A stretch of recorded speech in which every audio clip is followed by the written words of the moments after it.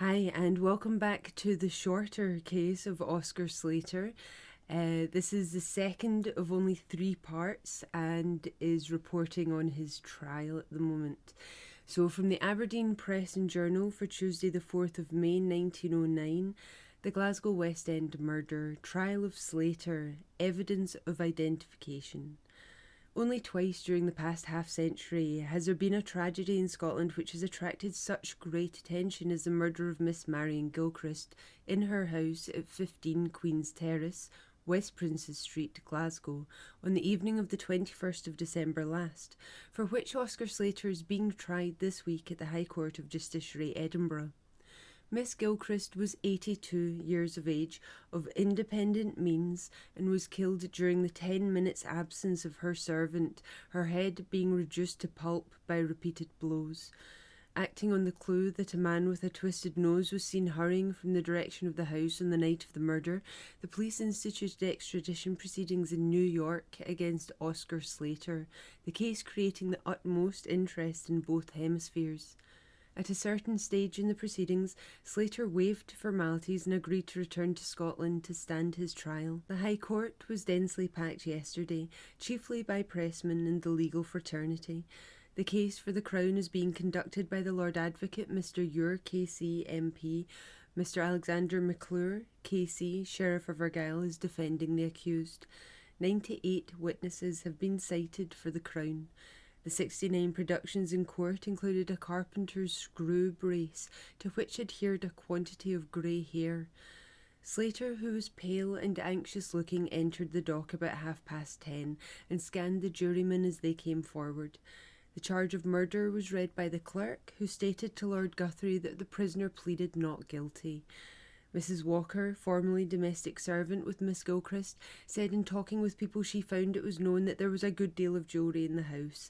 Miss Gilchrist told her she had arranged with a neighbour, Mrs. Adams, downstairs, to knock on the floor if she required help. She was afraid of the house being broken into, but never afraid of personal injury. In cross-examination, witness said she had heard rumours that Miss Gilchrist was a resetter, someone who takes in and redistributes stolen items. She was not. She also heard she was the mother of Mary Lambie, her servant, and of Slater himself. A house agent in Glasgow said he had let a house at 69 St George's Road for 18 months, from November last, to Anderson, a dentist. This house is from a quarter to half a mile from Miss Gilchrist's house. He identified Slater as Anderson. A house furniture said Anderson bought £178 worth of furniture from him on the hire system for the house at St George's Road. He identified the prisoner as Anderson.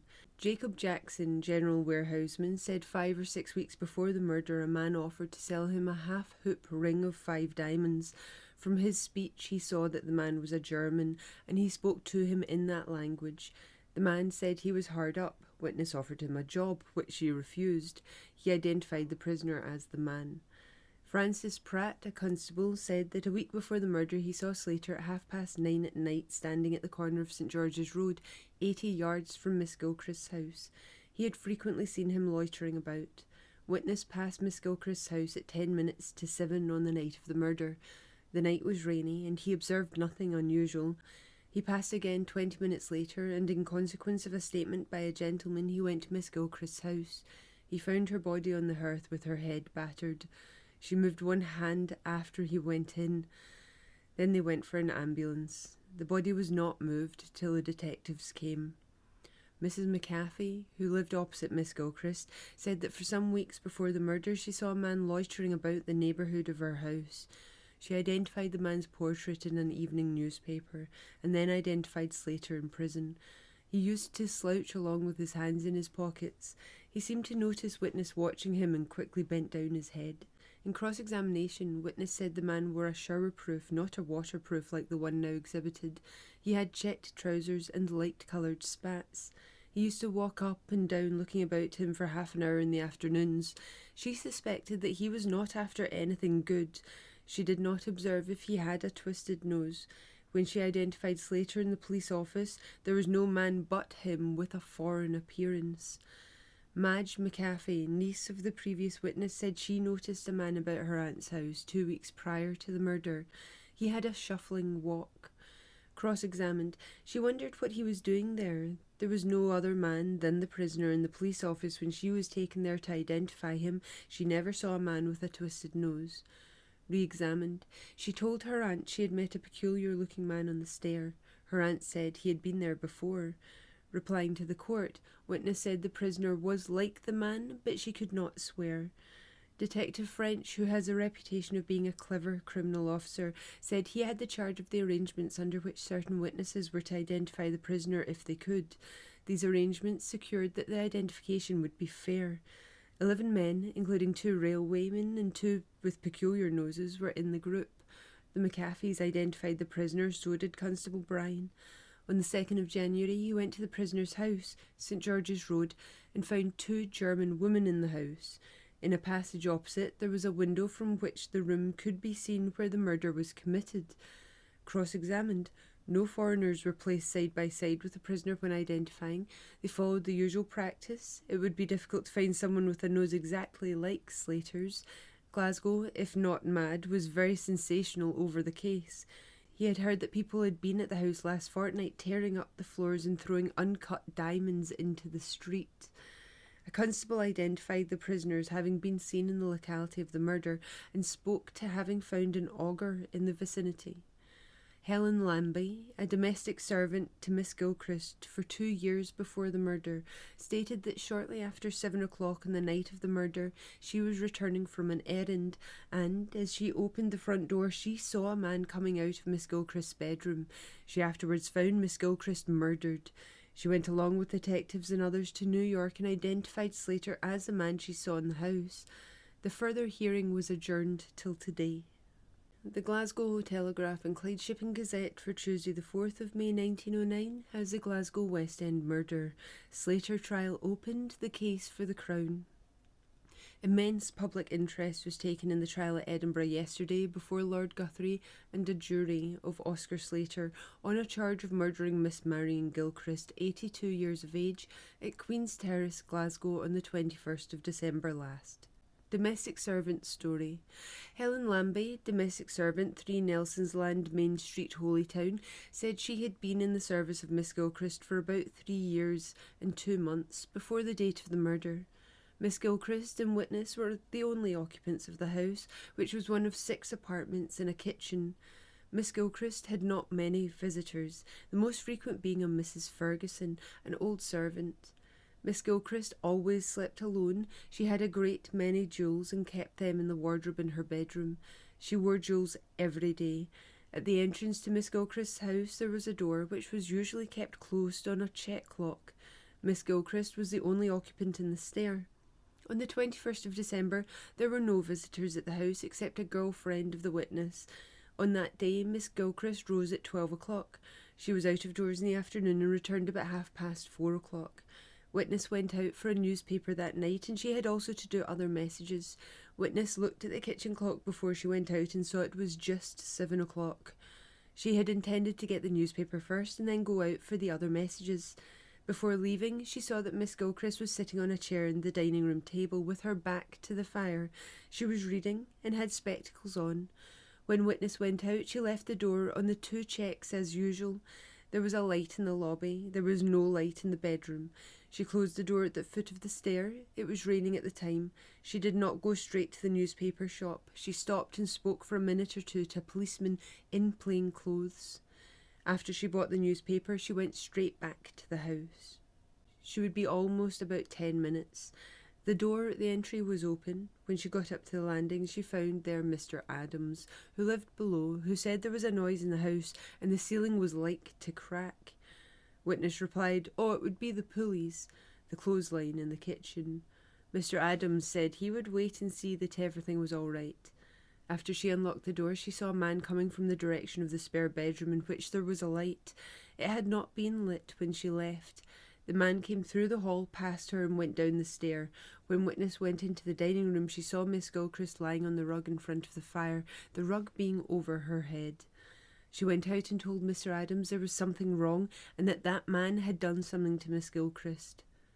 Did the man pass very close by you? Yes. He held down his head. When he passed you, did you turn round to look at him? Yes. Did he go quickly down the stair? No, he went deliberately. He had nothing in his hand. He was about 5 feet 7 inches in height and was wearing a dark cap and fawn overcoat. The overcoat produced was not only like the coat, but was the coat. She was not sure about the kind of cap he was wearing. The man said nothing as he passed her. There was something peculiar about his walk. Was it firm? Shaky a little. There was nothing out of place in the dining room, but in the spare bedroom papers had been taken out of a box and scattered about the floor. She had never seen anybody visiting the house like the man who came out of the bedroom. A brooch that belonged to Miss Gilchrist was missing. It was usually kept in a small dish on the dressing table in the bedroom. It was a crescent brooch with diamonds, and was about the size of half a crown. It was in the dish on the 20th of December. Visit to New York. Witness went to New York, arriving there on the 25th of January. On the 26th, she attended at the law courts, and while standing in the corridor, she saw 3 men coming along. She remarked to Detective Inspector Piper that one of the men was the man who had passed her in the lobby on the 21st of December.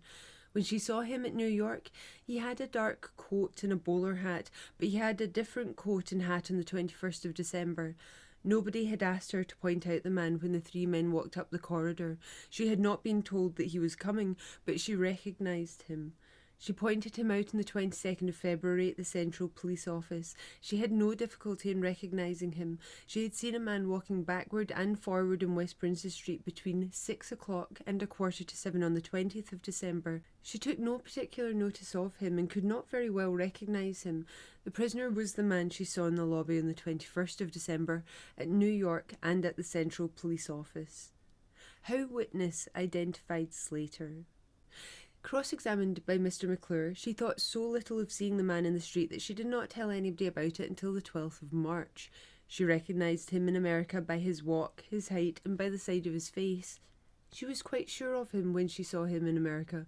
When she was asked in America whether she recognised the man, she said, "One is very suspicious, if anything." That was a mistake. She did not intend to say that. She was quite sure of him. She had not seen the man's face from the front, but she had seen the side of his face. Her recollection of what had taken place was not a bit fresher when she was in America than it was now, but she was excited when she was in America. The man had a peculiarity in his walk. He bent his head forward and shook his shoulders a little. Excepting a girlfriend and a man named Nugent, whom she told, she had no notion that anybody knew that Miss Gilchrist had a lot of jewellery. Miss Gilchrist had an Irish terrier, but the animal was poisoned about the 7th or 8th of September. Miss Gilchrist said it was a shame if anybody had done such a thing as poison the dog. Re-examined. Nugent visited the witness in Miss Gilchrist's house, and on one occasion at least he had a meal. Miss Gilchrist was quite pleased that he should be there. Nugent was not in the least like the prisoner. Witness last saw him in September. At the close of this witness's evidence, the court rose to meet again this morning at 10 o'clock. Lord Guthrie said that the jury would have to be enclosed. He need not say that they would have no communication with anyone outside, but if they had any message to send anyone, they should communicate with the authorities. It is expected that the trial will be concluded on Thursday. The Scotsman for Wednesday the 5th of May 1909, the Glasgow murder trial, accumulating the circumstantial evidence, the culprit's attack and flight. A large number of Crown witnesses had still to be examined when Lord Guthrie took his place on the bench, punctually at 10 o'clock yesterday morning. Slater, on appearing in the dock yesterday, had again a smart, well-groomed appearance. He looked rather brighter. Instead of the blue serge, he wore a well-fitting suit of dark grey tweed. He was furnished with a pencil and paper and wrote notes to his agent from time to time. Occasionally some point of the evidence brought a smile to his face. The first witness yesterday was John Piper, one of the Glasgow officers who brought Slater from America. He was summoned to Miss Gilchrist's house immediately after the murder and described the condition of the body, the manner in which the grate and fire irons were spotted with blood, and the search for a weapon, and to discover if any jewellery was missing. Helen Lambie, the domestic servant, he said in answer to Lord Guthrie, was a little excited, but not much considering the position of matters. The old lady's spectacles were found with the magazine she had been reading laid on the dining room table. As to the peculiarity of walk on which the girl Lambie based her identification in America, the officer explained that accused was a little in-toed. When he lifted his foot, he threw his knee out a little, but one required to look minutely at him to notice it. It was nothing to attract attention. The formation of the prisoner's nose, by which the girl Barrowman identified the prisoner, was then discussed. Prisoner's counsel asked Slater to stand up and look directly at the witness, who agreed that Slater's nose was peculiar, but otherwise it had no twist in it. Counsel suggested that the profile created an impression which the front face did not bear out, and witness assented. Slater was then directed to stand up and face the jury that they might note this fact for themselves. The hammer found in Slater's bag was subjected to careful scrutiny. It was a small hammer, about 18 inches long, the head weighing about 3/4 of a pound. Witness would not say that the battering of the head and the crushing in of the bones of the chest could not be done with such a light weapon, but it would require great strength. The part of the shaft near the head he thought had been rubbed or cleaned. Prisoner's counsel suggested that the hammer was used for breaking coal, and that being so, the part grasped by the hand was naturally not so clean as the upper part of the shaft. A sound of breaking sticks. Exceptional interest attached to the evidence of Arthur Montague Adams, 14 Queen's Terrace, who was attracted by the knocking on the floor of Miss Gilchrist's house, and who was at the door when the man came out of the house. Adams, who is a little under medium size, speaks with a slight English accent. He stated that he heard 3 distinct knocks, as if Miss Gilchrist wanted assistance. His sister Laura drew his attention to it. She sent me up instantly to see if anything was wrong, he added. He went upstairs and rang the bell 3 times. He listened and heard what he took to be the servant breaking sticks in the kitchen, a cracking blow, not heavy. He imagined the maid was in and that she was doing up her kitchen and was not going to open the door. He went downstairs again and told his sisters that the house was all lit up and he did not think anything was wrong. His sister Laura thought differently. She made me go back again, he remarked with an air of resignation. He went back and again pulled the bell, and then the maid came up and opened the door. He said he would wait till she went in. As she entered, a well-dressed man came out. He did not suspect him. He came up to him quite pleasantly. When the man got past him, however, he changed his view. The stranger quickened his pace and went down the stairs like greased lightning.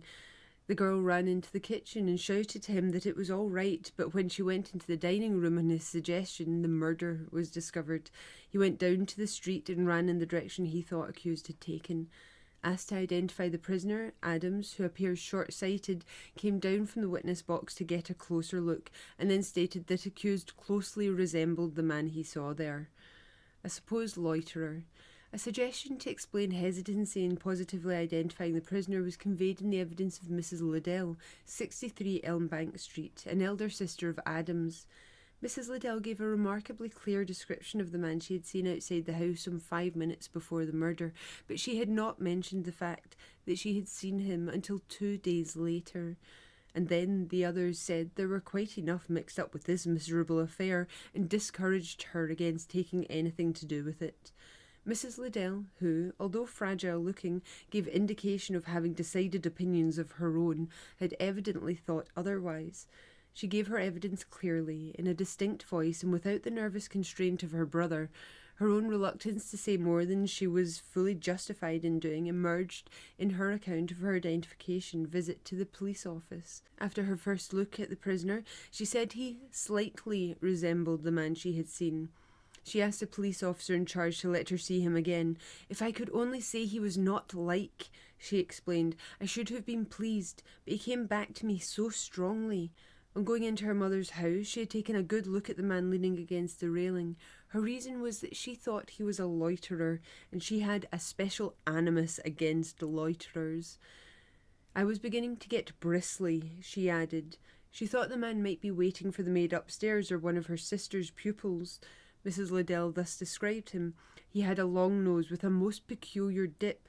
You would not see that dip amongst thousands. He had a very clear complexion, not sallow, not a white pallor, but something between an ivory colour. He was very dark, clean-shaven, and very broad across there, indicating his cheekbones. Slater was asked to stand up, and witness said she believed he was the man who was standing at the railings. A slight laugh was raised at one point of the witness's evidence, which drew a warning from Lord Guthrie. Americanisms. A bright girl of 15, Mary Barrowman, adopted daughter of a couple residing in 9 Seymour Street and who went to America to identify Slater, explained how she had seen a man come running out of the close on the night of the murder. She thought he was running for a car or that something had happened. He came down the steps 2 at a time and ran in the direction of West Cumberland Street. Some Americanisms transpired in connection with this witness's examination at New York. She was asked to compare the man's nose with that of the Lord High Marshal of Glasgow and the High Sheriff of the King's Forces in the city of Glasgow, titles under which it was a little difficult to recognise the unassuming Glasgow officers whom they were supposed to describe. The latter of these 2 officials, Mr. Warnock, Sheriff Criminal Officer, was said by the girl to have a nose resembling somewhat that of the wanted man, but in the witness box he seemed to deprecate the resemblance and said the girl had been led into saying this. Yesterday, the girl positively identified the prisoner as the man she had seen running. The fugitive was next heard of at Kelvin Bridge subway station. The girl in the booking office there said a man came in and flung down a penny. He did not wait for a ticket, but ran down the stairs without looking back, although she shouted after him. Asked if the prisoner was the man, witness, after deliberate scrutiny, said, "He is like him." The wounds and the weapon. Realistic details as to the savage character of the assault on the victim were given by Professor Glaster, Glasgow, the first medical witness. Amongst the numerous wounds described, he mentioned a deep hole between the left eyebrow and the left ear. The left eyeball was missing, having been driven into the brain. Pieces of brain tissue and bone were found lying near the body. It was, Dr. Glaster said, one of the most brutally smashed heads I have ever seen in the whole of my experience. His opinion was that the assailant knelt on the victim's chest, breaking her ribs in so doing, and struck violently at the head. Witnesses' evidence as to the kind of weapon that had been used, based on the character and measurement of the wounds, was listened to with tense interest. It was such a weapon, he said, as was not uniform at the striking points. A large weapon could not have entered the eye socket and driven back the eye as had been done. Taking into his hand the hammer found in the accused bag, he said, "This hammer could, in my opinion, in the hands of a strong man and forcibly wielded, have produced the wounds found on that body, plus the kneeling." This instrument accounted most easily for the different classes of wounds, which suggested, Dr. Glaster observed, that both claw and blunt end of the hammer had been used. With regards to stains on accused coat and on the hammer, witness was unable from microscopical examination to say these were red blood corpuscles, in the absence of sufficient quantities to allow of confirmatory tests. Answering Lord Guthrie, however, he said if the case were not so serious and only some commercial question were at issue, judging from his very long experience in his examination of these stains, he would, without hesitation, say in his view, to the best of his knowledge and belief, they were blood corpuscles. Dr. Glaster's reconstruction of the fatal assault was also recounted in a hushed and deeply interested courtroom. "My view," said Dr. Glaster, "is that the woman, when she saw a stranger enter the room, stood to her feet and she received a blow with something, I think from the front, that she was knocked to the floor, and her assailant immediately knelt on her, and with the instrument, whatever it was, produced these frightful injuries." In answer to Lord Guthrie, witness said there must have been between 20 and 40 blows struck. It must have been with almost lightning rapidity, a furious assault, continuous and complete, before the assailant rose. Another medical witness estimated the number of blows at 50 or 60, or probably a great many more. Yesterday's evidence. Detective Inspector John Piper of the Glasgow Police was the first witness examined by the Lord Advocate. He described the position in which the body of Miss Gilchrist was found on the night of the murder. The deceased lady was lying on her back in front of the fireplace with her feet stretched out towards the door. Her face and head were smashed and much disfigured. A set of false teeth was lying on the floor. Sparks of blood were on the grate and fire irons and on the coal scuttle. He searched the house carefully to see if there was any implement which would have caused the injuries, but found none. The poker and tongs were lying on the fender in the usual place, and although they bore sparks of blood, there was nothing to indicate that they had been used to maul the lady. The servant Lambie reported that a crescent brooch was missing in the bedroom. The servant pointed to a wooden box on the floor of the bedroom and a number of letters and papers scattered on the floor. The girl, who was a little excited, told him that the letters and papers were kept in the box. There were a diamond ring and 2 other rings on the toilet table, and it was on that table that the missing brooch lay. There were also on the table a gold bracelet and case and a gold watch and chain. Nothing else had been interfered with in the room. The hearthrug in the dining room was very much stained with blood. In the dining room he found a magazine and spectacles. A box of matches which was found in the house was not the matches used by Miss Gilchrist. An old broken auger was found in the back green next day. On the 24th of December he saw a girl, Mary Barrowman, who stated that she had seen a man running out of Miss Gilchrist's entry on the night of the murder. On the 25th of December, a description of the man appeared in the evening newspapers, and he learned that Anderson, the dentist, disappeared that night from 69 St George's Road. Witness and Mr Warnock accompanied Lambie, Barrowman and Adams to New York, where they arrived on the 25th of January. On the following day, he went to the court with the witnesses. The girls Lambie and Barrowman were standing beside him in a corridor leading to the court, when they touched him on the shoulder at the same time and said, "Oh, there's a man away into the court." Witness did not see the man to whom they referred, as there were quite a number of people there. Witness told them nothing, nor had he asked them any questions. When the witnesses were asked to identify Slater, there were about 40 people in the room, some seated and some standing. The prisoner was seated on a chair alongside one of the marshals, behind his 2 agents. Lambie had no hesitation in identifying the prisoner. She had to lean over to get a sight of him. Barrowman pointed him out also, and said he was very like the man. She had no hesitation. Mr Adams said the prisoner was very like the man, but he was not too confident. Stained coat and hammer in Slater's trunk. Witness took possession of Slater's luggage in New York. There were 7 portmanteaus and boxes with the initials O.S. When they returned to Scotland, the accused claimed all the baggage as his property. In a black leather trunk, Witness found a fawn-coloured waterproof coat and also a hammer. He examined the coat and the hammer and found several dark stains on the coat and the shoulder, and the polish appeared to have been removed from the bottom of the handle. It looked as if it had been scraped from the middle to the head. Witness found in the baggage a soft hat and 2 cloth caps. He examined the baggage very minutely for the purpose of ascertaining whether there was any dentist apparatus, and saw none. Proceedings in America. Cross-examined by Mr McClure, K.C., Witness said he believed he had made the greatest amount of inquiry in connection with this case. Superintendent Ord had charge of the arrangements under which the witnesses attended at the Glasgow police office to identify the prisoner. Witness, who arrived at Miss Gilchrist's house about 5 minutes to 8 on the 21st of December, got a statement from Helen Lambie that night. He was also present when she made her statement in America.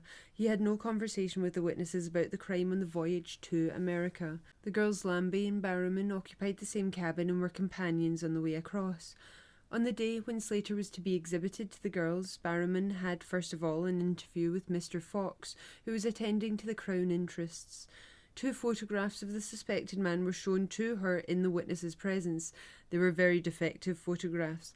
He presumed that they showed the general appearance of Slater, but no person could recognise anyone from them. They were not in the least like the man. It was a long passage in which the girls were standing with him when they saw the man. The first thing that attracted the attention of Witness, who was looking in the other direction from that in which the prisoner came, was that both girls touched him on the same arm at the same time. Both spoke at once and said the same thing. They said, "Oh, that is the man away into the court." It might seem curious that they should do the same thing at the same time and say the same thing, but it was a fact all the same. He could not say that he heard Lambie say, "I could almost swear that that is the man." He could not say that that remark was not made. Lambie said in the court that she recognised the man from his walk. It must have been only from seeing him walk down that passage that she identified him, as he did not walk at all in court. Witness did not hear Lambie say that she could not recognise him by anything else. He thought she positively identified the man at the first time. He thought she said, "That is very like the man." She made a remark like, "One is very suspicious, if anything." That was, he thought, the first remark she made. He did not hear her say, "His face, I could not tell." There was a big noise going on in the court, and he could not hear all that was said. It was quite possible that she said that. By the court, He would be about 8 yards away from Lambie. A hesitating identification. Cross-examination continued. When Commissioner Shields asked her to point him out, it was a hesitating identification. There seemed to be a want of confidence to speak out, or stupidity. He could not say which. She seemed a bit excited. She tried to exhibit the way the man walked, but witness did not see anything very peculiar in it. The only thing he noticed about the prisoner's walk was that his left foot was slightly in-toed. Witness had observed that the man had a slightly rocking gait. Supposing he had nothing but the walk to judge it by, he would not be absolutely confident. In further cross-examination, witness said he heard Lambie say that she did not see the man's face and that it was not his face but his walk that she went by. Is the walk a thing that you would expect to be picked out in a walk of some 3 yards across a lobby? One might observe it and another might not. He would not have great confidence in it. Cross-examination continued. Attention of people would be mainly directed to the man's face. If witness saw a stranger, he would not look first to see whether the man had a hen toe. Lambie told him that the man was clean-shaven, but witness did not understand that when she did not see the man's face. In America, Lambie said consistently that she did not see his face and that she identified him by his walk. Barrowman said at first that the prisoner was very like the man, and then she said that he was the man. Witness remembered that she first said that prisoner was something like the man, and then she said that he was very like the man. Witness did not call that a confident identification. In the case of Barrowman, at least, the identification took place after she had seen a photograph of the man.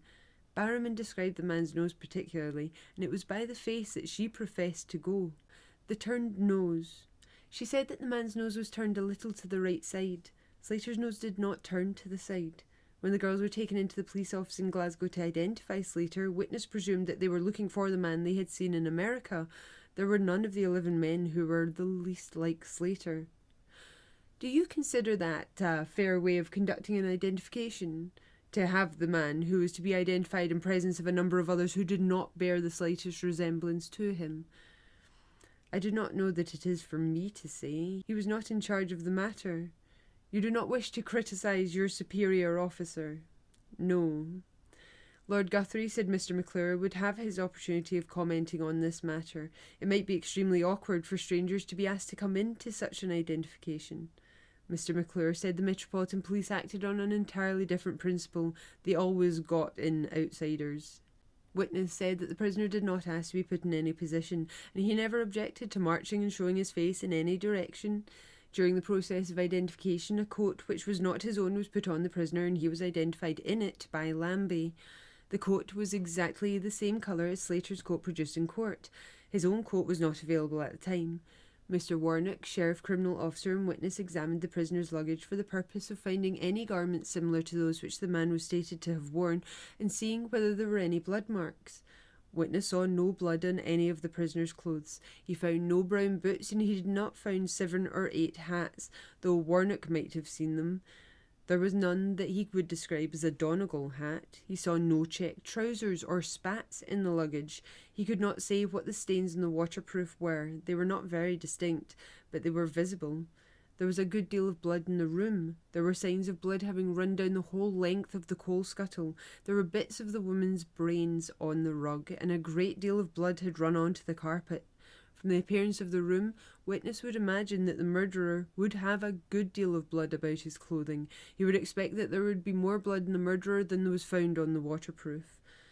By the court, it would depend on how the blow was given, how much blood would be on the man's clothes. Cross-examination continued. The head was all smashed, and the probability was that there would be a great deal of blood in the murderer's clothes. By the court, the rug which was found over Miss Gilchrist usually lay in front of a sideboard at the other side of the room. Lord Guthrie, that would increase the probability of the man having more blood on him. Hammers compared. Shown a small hammer which had been found in the prisoner's luggage, witness stated that he would not say that it was not the weapon with which the murder was committed. It was a light hammer, but if used with force it might have been sufficient. His theory was that part of the hammer shaft had been scraped. There was coal dust at the top where the wood joined the head. From the other end of the wood being blacker than the rest, it seemed as if a dirty hand had grasped the hammer. The top of the wood seemed rougher than he would expect a plain wooden handle to be. Shown a new set of tools of the same kind as those found in the prisoner's luggage, witness said it might be that if a person with a hand covered with coal dust gripped it, the clean handle would become the same as the old hammer. By the court, Slater's luggage was recovered from the government stores. The box with the coat and the hammer was down in the hold on the voyage across. At the time when the warrant was issued for Slater's apprehension, it was known that the diamond brooch which he had pawned was not the same as that which was missing. A neighbour's experience. Arthur Montague Adams, 51 West Princess Street, Glasgow, said that about 7 o'clock on the night of the 21st of December he heard in his house, which was below Miss Gilchrist's, a sound like a thud and 3 distinct knocks, as if she wanted assistance. His sister Lorna drew his attention to it and sent him up instantly. He ran upstairs to Miss Gilchrist's bell 3 times. The house door was apparently locked and the lobby gas was lit. While he was standing at the door, he heard a sound like chopping of sticks in the kitchen. He imagined that the maid-servant was in, and he went downstairs again and back to his house. He told his sisters that the house was all lit up and that he did not think there was anything wrong. His sister Laura made him go back again, as she thought there must be something wrong. He went back and rang the bell. When he had his hand on the bell, he heard the servant girl Lambie on the stair. He said to her that he thought there was something wrong, and she said it had been the pulleys in the kitchen that he had heard. The girl opened the door. Witness, who was standing at her back, said he would wait. Just as the door was opened, a well-dressed man appeared. He said nothing but walked past Witness, who did not suspect anything until the man had passed. The girl ran into the kitchen and said it was all right. When she came out of the kitchen, Witness said, "Where is your mistress?" Lambie, who had looked into the dining room, said, "Oh, come here." Witness went in and saw the horrible spectacle. He then took Lambie to the entrance to the common stair and told her to wait until he came back. He went after the man as hard as he could, but it was of no use. The man had walked quite coolly until he got past the witness, and then he went like greased lightning down the stair and banged the door at the foot. Witness could not swear to the man having a moustache. He looked like a commercial traveller or a clerk. He had a light overcoat and appeared to be well dressed. He had nothing in his hands so far as Witness could tell. Immediately he had passed Witness, the man darted. Witness did not touch Miss Gilchrist, thinking that his best plan was to make after the man as fast as he could. When he returned, he found Lambie and a constable there. They entered the dining room and uncovered the body. Miss Gilchrist was just breathing. Witness then ran for Dr. Adams. Witness stated that in New York, he said that Slater closely resembled the man. Slater was the only man he pointed out. It was the general appearance of the man he went by. In Glasgow, he had no difficulty in pointing out Slater. In cross-examination, he said that Slater had been pointed out twice before he proceeded to give his evidence in New York. He told the commissioner that Slater closely resembled the man, but it was too serious a thing to identify a man on a passing glance. It would be inaccurate. If Lambie said she was at the door when the man passed her, the man had passed Witness before Lambie went into the kitchen. Witness did not see anything special about his nose. He was wearing dark trousers and a light coat, but Witness was not definite about the colour of the coat. Re-examined. Lambie was just going to enter the kitchen when the man appeared. She would have a good opportunity of seeing the man. She stood and stared. She was thoroughly taken aback and excited. Prisoner was the man whom he saw in New York and in Glasgow. By Lord Guthrie. The lobby was fully lit. Witness had a front view of the man. Lambie had a side view. Laura E. Adams, sister of the previous witness, deponed to hearing a noise in Miss Gilchrist's house and asking her brother to go upstairs to see about it. William Warnock, Sheriff Criminal Officer, Glasgow, examined by Mr. Morrison, K.C., said he took possession of Slater's luggage in New York and brought it to Glasgow, where it was opened in Slater's presence. He found in the luggage a waterproof coat, a hammer and a hat. Among some papers in the trunk was a business card bearing the name and designation Oscar Slater, dealer in diamonds and precious stones, 33 Soho Square, Oxford Street. He also recovered an account form showing a purchase transaction from D.R. Jacobs, diamond merchant in New York, of a brilliant of extra fine quality in February 1908. There was also found an extract of Slater's marriage. There were no dentist's instruments or materials in the luggage. Slater walked with his toes slightly pointed inwards, and when he raised his left foot, his knee projected a little. Departure from Glasgow. Police Superintendent Ord said that in consequence of inquiries made at the railway stations, he discovered that 2 single tickets for London had been issued by the 9:05 train from the central station at Glasgow, and on the 29th of December he received information from Liverpool that Oscar Slater had arrived there on the 25th, and that he and his companion had sailed on the Lusitania under the name of Mr. and Mrs. Otto Sands. He made the arrangements necessary for the identification of the man when he returned to this country. In cross-examination, he said he was not aware that the Caledonian Railway time books for that night showed that 2 single third-class tickets were taken from Liverpool, and that Slater and his companion travelled in a third-class carriage to Liverpool. He was satisfied that Slater went to Liverpool and covered up his tracks. Have you not information that goes to show that from the 21st to the 25th of December, Slater was going about billiard rooms and other places quite publicly in Glasgow? The information is the other way. He had not been seen at the club the night after the murder. Witness did not know that he had been found frequenting billiard rooms. He did know that he had been at Cook's offices. He had not heard that on the 21st of December Slater wrote to the Post Office Savings Bank in London asking that a deposit should be posted to Glasgow as "I have urgent call to America." That was the first time he heard of the letter. Witness had no doubt in his own mind that Slater's hurried leaving of Glasgow on the 25th of December was an account of his description having appeared in the Glasgow evening newspapers of that date. On re-examination, the witness said that in the course of his inquiries he ascertained that on the 9th of December Slater communicated with Dent of London regarding a watch and bade him return it by the 30th of December to the address 69 St George's Road. On the 21st of December, Slater asked Dent if possible to send the watch at once, and 2 days later he telegraphed to Dent, "Must have watch, leaving tomorrow night for the continent." Constable William Neal said he knew the prisoner by sight about 5 or 6 years ago in Glasgow. For about a month he had been in the habit of visiting a club in Grant Street. Purchase of the hammer. Anne Gillies, 6 Brooklyn Place, Govan, said that on the 10th of November she sold at the shop in which she was employed a set of tools, including a hammer, pincers, etc., for £0.50. She did not think the handle of the hammer was in the same condition now. She thought it had been washed. Cross-examined. She was not very confident that it had been washed. Slater's Club membership. James Barr, a member of the Sloper Club and the Motor Club, both situated in India Street, Glasgow, said that he knew the accused by the name of Oscar Slater. He knew him by sight about 10 years ago in Glasgow, but did not see him for 4 or 5 years until November 1908. He was asked to propose Slater for the Sloper Club, but demurred at first, as Slater's reputation was not good. Latterly he agreed, and Slater was elected a member. Some days before the murder he heard that Slater was going to America.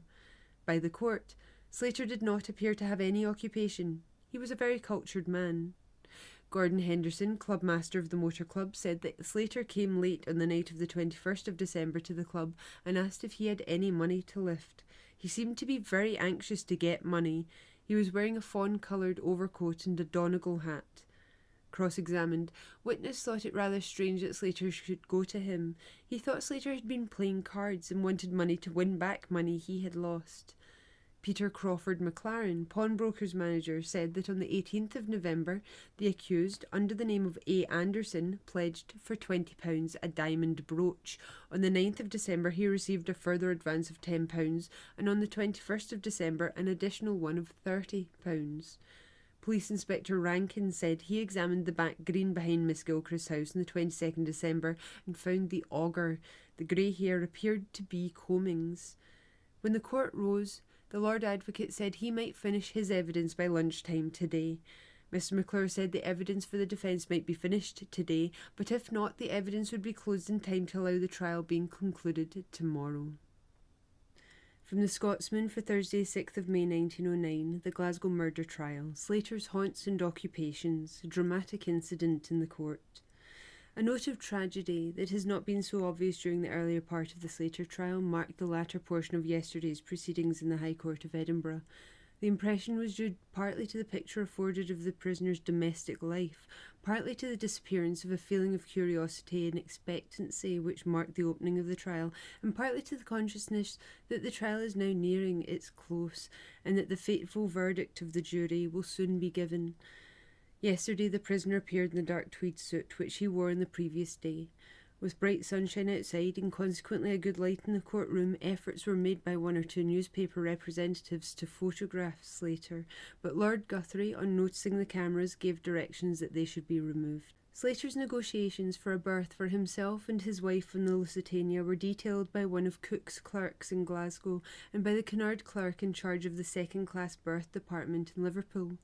In the application form which Slater filled in at the Liverpool office, he gave his name as Otto Sando, and the Cunard clerk recalled that Slater remarked to him that he was not Sando the strong man. Asked if prisoner was the man in question, the witness said, looking at Slater, "Yes, that's the man, clearly, and you recognise me too." Slater, apparently taken by surprise, nodded in acquiescence. Slater's house in Glasgow. A club associate of Slater, a cycle dealer in Maryhill, said they used to play a game of cards known as mucky, in which any number of players can take part, and which is understood to be also known as 21. 21. Mrs. Margaret and Isabella Fowlis, who lived in the flat above that occupied by Slater at 69 St George's Road, described what they had observed of the household.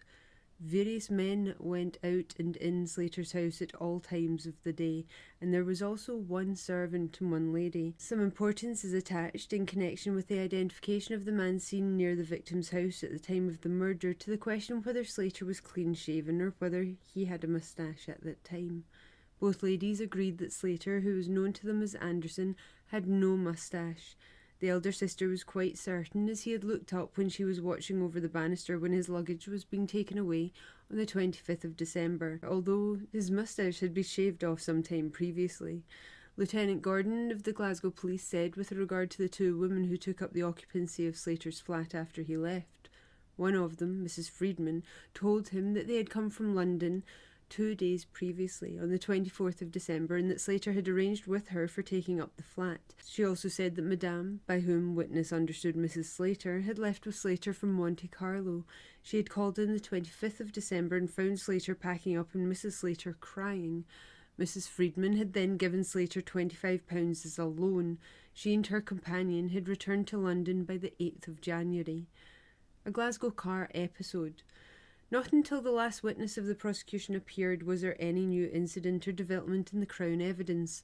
William Sancroft, car conductor, however, gave a clear account of an incident on his car 2 days after the murder, of which he had retained a well-defined impression. A man came hurriedly onto his car and went up on top. When the witness came to give him a ticket, the man, he noticed, held his head down. He held out a penny with one hand, keeping his right in his pocket. In answer to the conductor's question where he wanted to go, he only mumbled something. The conductor took it he wanted a penny ticket, which would take him to Postle Park.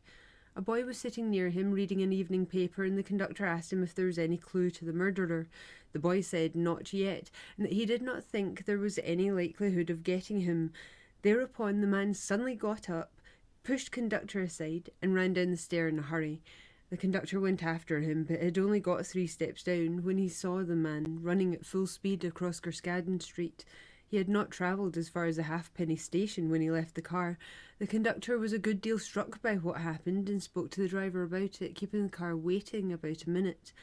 "Would you know the man again?" asked the Lord Advocate. "Most assuredly I would," said the witness. "Look at the prisoner," the Lord Advocate directed. "Is that he?" "Yes," the witness replied without hesitation. Slater's associates. This, with the reading of the prisoner's declaration, concluded the case for the prosecution, and after the luncheon interval, the hearing of witnesses for the defence was proceeded with.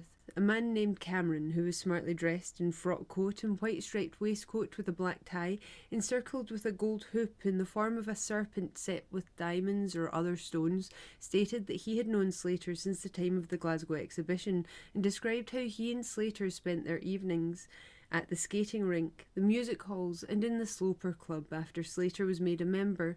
Slater gave him his address in San Francisco before there was any question of the murder. The point of this witness's testimony was that on the day before Slater's departure he had been with him in various public places, and Slater had betrayed nothing to suggest he was a fugitive from justice. The Lord Advocate's cross-examination brought out some personal details as to Slater. The witness said Slater was a gambler, and he became aware that, like a great many more who came to Glasgow, he lived on the proceeds of women. He met Slater often in a gambling club in Grant Street in the year 1901. In reply to Lord Guthrie, witness indicated that he knew of no qualification Slater had had to be a dentist. He considered that he called himself a dentist in order to have the appearance of having an occupation. Where was he on Monday the 21st of December? Asked Lord Guthrie. Of that, was the reply, I have no conception. Neither could he say anything of his movements on the 20th of December. The night of the murder, a compatriot of the prisoner, Max Ratman, 23 Cromwell Street, New City Road, Glasgow, a stoutly built, well-dressed man, stated that he had seen a letter in Slater's possession with regard to his going to America about 10 days before the murder. He saw Slater in Johnson's billiard rooms on the evening of the murder. Slater left about 6:30 p.m, saying he might see him in the evening at the Palace Music Hall. The Lord Advocate elicited from Ratman that he was a commercial traveller for a firm in Germany, but that he had no place of business. Asked if his real name was not George Schmidt, witness at first said no, and then said he had once called himself that. He knew Slater 5 years ago in London. He mentioned several places where he met Slater and explained that they were gambling places. As to Slater's means of living, he understood he was a gambler and sportsman. Witness at the time kept a restaurant in Albemarle Street. He had seen Slater in possession of jewels, but could not tell where the diamonds came from. He could not explain why Slater took the name of Otto Sando when he went away. The Lord Advocate questioned witness closely as to a letter witness had received from Slater, written before he sailed for America on the Saturday morning. It was in German, and witness translated one of the sentences. Absolutely suddenly having left Glasgow, I forgot to say goodbye to you because Friedman's girl took over my flat. The Lord Advocate expressed surprise that Slater should forget to say goodbye because Friedman's girl had taken over the flat, but witness could give no other reason from the letter. He took it that the girl had been wanting immediate entrance to the house. The letter from Slater also stated that the French girl was going on from Liverpool to Paris. The French girl, he explained, was the person living with Slater at the time. He had heard since that the girl went with him to America. Joseph Allman, a German acquaintance of Slater, had been in the billiard room on the evening of the murder and noticed Slater there. On finishing his game, witness went home to supper, about 3 minutes' distance, which he usually had at 7 o'clock. Slater had left a few minutes before the game ended. The French girl. One of the witnesses for the defence was Audrey, Juno, Antoine, the French girl, who lived with Slater in Glasgow. She is tall, attractive-looking, dark-haired young woman who gave her age as 23. She was quietly but stylishly dressed in grey cloth dress, with large straw hat, trimmed with broad green and black ribbon, linen collar and tie, and sable furs. She looked pale and a little anxious, and once or twice glanced nervously at the prisoner. She gave her answers to accused counsel in a low, clear voice with a foreign accent, promptly but without animation. Her appearance and demeanour in the box conveyed a somewhat pathetic effect. Her story, elicited by the prisoner's counsel, was that she had met Slater in Paris 5 years ago, when he was living apart from his wife. He used to manage clubs. She went abroad with him to America from Boulogne 3 years ago, after living with Slater in Brussels. The reason for this step was that Slater's wife bothered him and came after him. She returned to Paris for 2 months because of her health. After standing in the box and answering counsel's questions for about 10 minutes, witness began to grow deadly pale, and counsel, stopping in the middle of one of his questions, asked her if she was not feeling well. He explained to his lordship that she was not strong, and suggested she should be allowed to give her evidence seated. The witness sank onto the seat in the witness box and put her hand, which was unnaturally white, to her face. A tumbler of water was handed to her, which, with a trembling hand, she raised to her lips. 1 or 2 medical gentlemen in the court came to her assistance and supported her from the courtroom. Counsel then announced that the doctor stated that she would not be able to proceed with her evidence for 10 minutes or a quarter of an hour, and that he would meantime examine Catherine Schmatz, general servant with the previous witness, whom she named Miss Juno. Schmatz, who is German and speaks English with a strong foreign accent, stated that on the night of the murder, Slater came home as usual for dinner at 7 o'clock. The cause of Madame weeping when Mrs. Friedman called on the night of departure was, she said, because Slater was going away and would not take Madame with him. Audrey, you knew Antoine, returning after an absence of half an hour, was given a chair in the well of the court, and her examination was proceeded with. A point of interest in her evidence was that the diamond brooch, about which a good deal has been heard, was hers. It had been given to her by Slater 2 years ago. She explained that Slater wanted her to go back to her people in Paris in the meantime while he proceeded to America. The Lord Advocate refrained from putting any questions to this witness, and the court adjourned until today, when the rest of the evidence for the defence will be taken. Yesterday's evidence. Detective John Milliken said he visited St. George's Road on Christmas Day at midnight. The name Anderson was on the door. The door was opened by a German maid, and he asked for Mr. Oscar. She said, "No man here, no one but Madame." She also stated that Madame was away for a short holiday. She allowed them to go into the house. On looking round, he found a lot of papers lying in the front bedroom, including an address wrapper from Dent's. Oscar Slater, Esquire, care of Anderson, 69 St. George's Road, Glasgow. There was nothing in the way of baggage found, and there was nothing to indicate that a dentist's business had been carried on. After he picked up the paper with the address, he asked for the servant about the man, and she said he was a friend of Madame's, and was away with Madame for a short holiday. Witness asked if she knew where they had gone, and she did not answer. Detective David Lyon corroborated. Detective Lieutenant William Gordon said in cross-examination that Mrs. Friedman, one of the women in the house in St. George's Road formerly occupied by Anderson, said Madame and Anderson were away at Monte Carlo. The maid's story was that they had gone to London. Helen Lambie, the servant girl, who was in Miss Gilchrist's service at the time of the murder, was recalled, but Mr. McClure objected to her being re-examined, Lambie meantime being taken out of court. He did not know, he said, the purpose of her being recalled, but at present it was, he thought, enough for him to say that she had been in court since she was examined and had heard certain evidence. How much, he did not know. The Lord Advocate, in view of the objection, did not call the witness. Tramway conductor's story. William Sancroft, tramway conductor in the service of the Glasgow Corporation, was next examined. At 6:05 on the evening of the 23rd of December, he said, a man boarded his car at the end of Union Street, next Argyle Street. The man went upstairs in a hurry and seated himself at the front by himself in the single seat next the Standard. The top of the car was not too brightly lighted. A boy was reading an evening paper on the other side. The man had a penny in his left hand, and his right hand was in his pocket. Witness asked him where he was going to, and the man just mumbled something, which the witness could not make out. He took it for granted that the man wanted a penny ticket, which took him to the terminus at Pottle Park. After taking the man's fare, Witness asked the boy whether there was any clue to the murderer. The boy said, "No, and I don't think there is any likelihood of getting that." Suddenly the man got up in a hurry, and pushing the witness aside, ran past. Witness went back after them, and thinking that he'd made a mistake in getting off there before the halfpenny stage was finished, he would most assuredly know the man again. The prisoner was the man. Cross-examined, Witness did not think that night that the man was a murderer. People usually went on to cars at their leisure, but this man ran upstairs before the other passengers got an opportunity of boarding the car. When the witness made the remark about a clue to the murderer, the man must have heard it. He got up, looked at Witness and the boy, and left in a hurry. Witness could not say positively that the man heard the remark. He did not think there was any simpler explanation why the man left the car.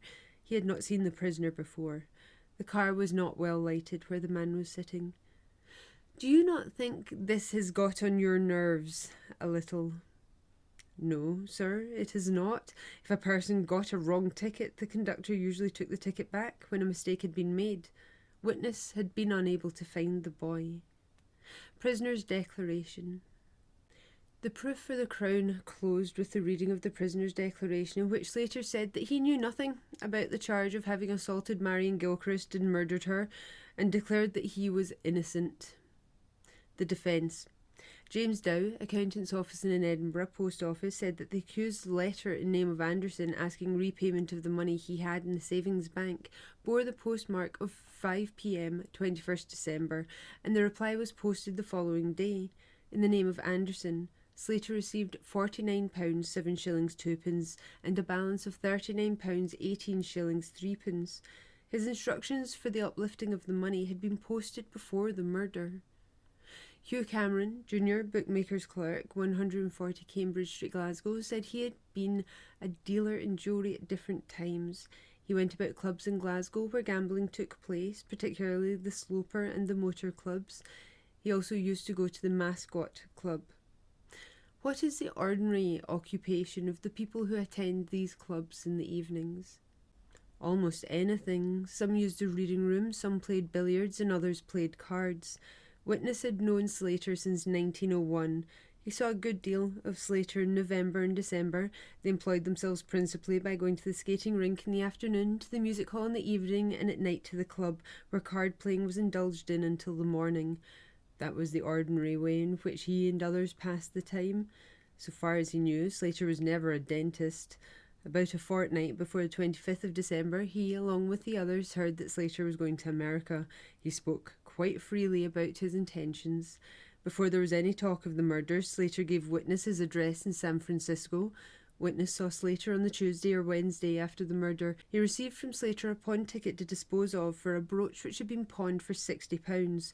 Witness could not dispose of the ticket and give it back to Slater. He arranged to meet Slater at 5 p.m. on Thursday, 24th of December, in the Tower Hall billiard rooms, but shortly after 4 o'clock they met in the street. Slater said he was looking for the Cunard Company's offices. A few minutes before 6 o'clock he left Slater, whom he arranged to meet later on. A few minutes from 8 he called at Slater's house and was told by the servant that a gentleman had called and Slater had gone out with him half an hour before. In November or December, Slater did not wear checked trousers or light-coloured spats. With the exception of his waterproof, his clothes were dark. Witness had never seen Slater wear a donegal hat. On the 24th of December, Slater had a short moustache, which was quite noticeable. He saw Slater several times between the murder and the 24th of December, and it never occurred to him that there was anything in the demeanour of Slater, his manner or habits, different from usual. He showed no anxiety to secrete himself at all, and there was nothing to lead one to suppose that he was a fugitive from justice. Slater's mode of living. Cross-examined. Under what different names did you know the accused? Anderson and Slater. When you first knew him, what was the name he went by? Oscar Slater. What was he? I was not aware when I met him what he was. After you became acquainted with him, what was he? He was a gambler. Anything more? A man, like a great many others who came to Glasgow, living on the proceeds of women. Did you know from the first that his mode of living was by the proceeds of women's prostitution? I cannot say I knew it at first. Witness first got to know in 1901. Witness could not say he knew that the accused had been a dealer in diamonds and precious stones. It would not be news to hear that he had been, for the others all more or less dealt in jewellery. After Slater's second visit to Glasgow, he disappeared again. He did not remember him saying where he was going. In November 1908, Witness met Slater in Glasgow casually on the street. He gave him a card. A. Anderson. He did not tell him why he had taken the name of Anderson at this time. Witness did not ask him the reason. Did you not think it curious that he should have changed his name the third time he came to Glasgow? Yes. And when you thought so, did you not ask him the reason he had for taking a different name? No. Does it not seem curious to you now? No. In the club, Anderson was still known by the name Oscar Slater. Witness was under the impression that Oscar Slater was his German name. The Sloper and Motor clubs were very much of the same kind as the Grant Street and West End clubs, which had been suppressed. Did he continue to gamble at both clubs? Not so much in the Motor as in the Sloper club. Slater was 3 or 4 nights a week in the Sloper club. He did not know where he was on the other nights. Slater's want of occupation. So far as you know, had he any occupation? Not that I know. Witness was conversant with the fact that he had pawned a brooch and some other things on account of being short of money. How did you come to know he was short of money? I lent him £4 in December, which he repaid. Witness could not say how much money Slater had lost in gambling. Slater told him he had pawned jewels, but Witness did not know where he got them. Witness knew that Slater had obtained £30 on a brooch, and on the 21st of December raised £30 more upon it. He wanted to sell Witness the pawn ticket in order to realise money. He was anxious for Witness to find a purchaser, but Witness failed. The sum he mentioned to him was £10. Witness did not know that Slater could get command of about £50 from the bank. About a fortnight before the murder, he told Witness that he was going to America on account of a letter he had received from a friend in San Francisco. He was surprised to hear that his destination on the 26th of December was Chicago. Slater never told Witness that he was going to New Zealand. Early in December, he had said he was going to Monte Carlo. In the card, he set up to be a dentist. Did you know otherwise? I thought I did. Laughter. Have you seen any dentist's instruments in his house in St. George's Road? No. Or any sign of any business being carried on there? No. How did you account for his leaving the house without mentioning it to the landlord? Did it surprise you? With a man such as he is, nothing would surprise me. There was a few days' growth on his moustache when he saw Slater last. Slater wrote to Witness from New York. Were you his most intimate friend? I question that very much. Did you know anyone who was more intimate? Some of his own countrymen? A compatriot's evidence. Max Ratman said he had been cited for the Crown but had not been called. He had known Slater for the last 6 years. He and Slater were fellow countrymen. Slater arrived in Glasgow on the 29th of October 1908, and Witness met him nearly every day until 25th of December, generally in a public house in Buchanan Street. On the day of the murder, Witness was in the public house in Buchanan Street when Slater came in about 4:30 p.m. and offered him a pawn ticket for £4. The ticket related to a brooch which had been pawned for £60. He refused to buy the ticket but spoke to a mutual friend, Joseph Allman, a diamond dealer, who said it was no use to him, as too much had been advanced on the brooch already. Witness afterwards went to Johnson's billiard room in Rinfield Street, where he saw Slater at 6:30 the same evening. Slater left Witness in the billiard room at that hour, stating he was going home to dinner. He next saw Slater in Johnson's billiard room about 11:15 on the night of the 23rd of December. He received a letter from Slater in Liverpool. In the letter, which was written in German, Slater expressed regret that he had left Glasgow so suddenly without saying goodbye. When he saw Slater on the 21st of December, he had a moustache 1/4 of an inch long. He had a dark suit and a bowler hat. Cross-examined, Witness was a commercial traveller representing a firm in Germany. He had no place of business. His real name was not George Schmidt, but he had once gone by that name. He came to know the prisoner about 5 or 6 years ago, when the prisoner went about gambling clubs in London. He did not know why Slater took the name of Anderson. Slater was known to him as a dealer in diamonds. Did you just know he was a dealer in diamonds and precious stones because he had them? Yes, Slater had told him he was going to join a friend in San Francisco. Witness did not know his destination was Chicago. In a letter he received from Slater, the letter stated that the French girl who was living with him in St. George's Road was going on to Paris from Liverpool, but Witness afterwards learned that she had gone to America with Slater. The phrase in the letter, which had been translated surprisingly leaving Glasgow, meant absolutely suddenly having left Glasgow.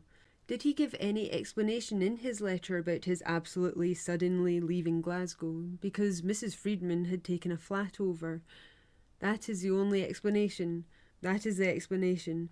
On the 21st December, Witness reached home at 10 minutes to 7 o'clock, and he was in the billiard room for some time after Slater left. By Lord Guthrie. Witness was a German by birth, and Slater told him he was a German. He did not know any person of German birth called Slater. In a billiard room. Joseph Allman, diamond dealer, Glasgow, said that he first met Slater in a public house in Glasgow in October last. About 3 weeks before he went to America, Slater told him that he was going to America as soon as he got his house taken. Subsequently, he asked Witness to take his flat off his hands. Witness was in Johnson's billiard rooms on the 21st of December till 6:45 o'clock. Witness played with Ratman and Slater looked on. Some minutes before the game finished, Slater left the room. Cross-examined. Slater arrived at the billiard room about 5:30. His purpose was to get Ratman to give him money for the pawn ticket, and when Ratman declined, Slater went away. He did not look at the clock either when Slater came in or went out. Witness thought Slater was wearing a waterproof like the one produced. Servant in Slater's habits. Catherine Schmaltz said she had come from London to Glasgow on the 4th November with the witness Antoine, who was known in London as Mrs. Juno. Slater got up about 9 o'clock and sometimes he went out in the morning. He was always in for lunch and for dinner at 7 o'clock. She heard, 3 weeks or a month before they left Glasgow, of the proposal to go to America. Slater was never out of the house on Sundays, and he was not out on Sunday, 20th of December. Witness was quite positive that he was in the house at dinner that night. She did not notice any difference on the 21st on Slater's ordinary custom of coming home to dinner, and there was no departure from his ordinary habits during the week. 2 letters arrived by the morning post. In the afternoon, when he came home for lunch, he said that Witness could go on Saturday. Go to where? Go to London and find another situation. Mrs. Friedman arrived on the Friday. On that day arrangements were made to go away. Men came at 8:20 at night for the luggage. Slater, Madame and the Witness went together to the station in a cab. Slater told Witness to say, if anyone asked, that they were off to Monte Carlo. He did not explain why. Do you know of any reason why they should have run away from Glasgow? Mr. Slater's wife bothered him. Do you know anything that would associate Mr. Slater with the murder that was committed on Miss Gilchrist? No. Did you see any change that week from the ordinary household habits? No. Did you see any attempt to burn clothes or wash clothes that had been stained? No. Did the household just go on as usual? Yes. Are you perfectly certain that upon Sunday night Mr. Slater dined in and was never over the door, and on Monday was home just about the usual hour? Yes. Witness said she broke some coals with the hammer that was produced in court. So far as she knew, the hammer was never out of the house. Slater had his moustache taken off about a fortnight or 3 weeks before he left Glasgow. By the time he left, the moustache was growing again and was quite noticeable. Why he went to Glasgow? Cross-examined. Madame, when Witness was engaged by Slater for her, received gentlemen in the house in which she lived. One of them was Slater. He came more often than the others, and stayed once or twice. Witness had not heard Madame called by the name of Keybrow. It was Slater's business of dentist that took them to Glasgow. Witness heard him say that to her mistress, but she did not know at that time that Slater was a dentist. She had never seen him doing any work of that kind. She supposed they took the name of Anderson so that his wife would not find them. She could not explain why, when he was safe under the name of Slater in London, he should go to Glasgow and take the name of Anderson. Sometimes the dinner was late and he got it between 7:30 and 8 o'clock. Witness did not read about the murder and did not know that one had been committed. She did not hear Slater say that he would have to go to San Francisco and that Madame would have to go to Belgium. She heard him say they would have to go to San Francisco because of Madame's health. She saw Madame weeping one day because Slater had said that he would go ahead of Madame, and she said she wanted to go with him. Witness had a weekly engagement and was paid 8 shillings a week. Always dined at home. The witness, Antoine, on returning, was provided with a seat in the well of the court. Slater, she said, did not go out of the house on Sunday the 20th of December. He never went out on Sundays. And Mr. Reed and his son called in the evening and stayed until 7:30 or 11 o'clock. He never departed from his ordinary practice during the last week in Glasgow, and never missed his dinner at home. There were no clothes burnt or washed. There was nothing to lead her to believe that he had any hand in the murder. There was no change in his habits. 2 letters were received on the Monday morning, one from San Francisco and the other from London. The London letter bore that Slater's wife was bothering on Mr. Roger, through whom Slater had paid money for more money. As a result of the letters, Slater said he was going, and he gave notice to Schmaltz. The diamond brooch which had been pledged was Witness's. It had been given to her by Slater about 2 years ago. Witness and Slater began to pack up on Christmas Day. Slater said Witness should go home to her people in Paris, and she wanted to go with him to America. In the end, he said she could come with him.